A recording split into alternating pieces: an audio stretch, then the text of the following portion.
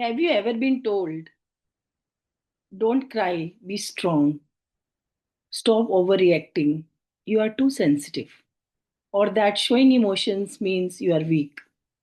If yes, then this video may change the way you think about emotions forever.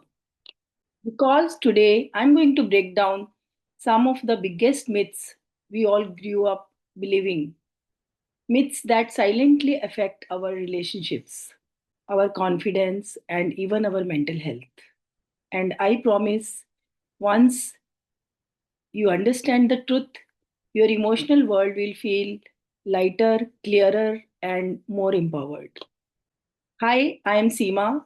On this channel, we talk about emotional and relational intelligence here, understanding yourself, understanding others, and creating healthier connections with the people in your life. So, today, let us break seven myths related to emotions and replace them with facts that will actually help you grow. First myth is strong people don't show emotions. This is one of the most damaging myths, especially in our cultures. We are told that strong people stay silent, stay tough, stay composed, even when they are hurting. But here is the truth: strength is not the absence of emotion. Strength is the ability to understand and express emotion in a healthier way. When you suppress the emotion, this does not disappear. We turn in anger, irritability, or distance in relationships. For example, think of someone who never expresses frustration but then suddenly explodes. One day, that is not strength, that is suppression. Fact is, real strength is saying, I am not okay right now, and that is very human. Second myth about emotions is expressing emotions means losing control. Many people believe that if they express emotions, they will come across as dramatic or unstable. But actually, healthy expression is not losing control, it is taking control. There is a big difference between expressing and reacting. Saying I feel hurt is very different from shouting or breaking things. The quick tool to handle the response in a emotional moment is pause, take one breath, and then speak. This one habit can change the quality of your communication immediately.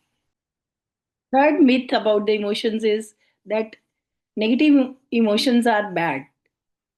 We are so quick to judge the emotions as good or bad, but emotions are never bad. They are the signals. Sadness tells you you need to rest or connect. Anger tells you that some boundary is crossed. And fear tells you something feels unsafe. For example, a mother at a family function feels exhausted and irritated, but also guilty. She thinks, why am I feeling this? But the truth is, her body is signaling overload. When you stop judging the emotions, you start understanding them. Like, shift this question from, why am I feeling this, to what is the emotion really trying to indicate? Fourth myth about the emotions is ignoring emotions will make them go away. We all learned this: if something hurts, just stay busy, distract yourself, move on. Ignored emotions don't disappear, they come back in different forms: irritability, overreacting, overthinking, or emotional distance.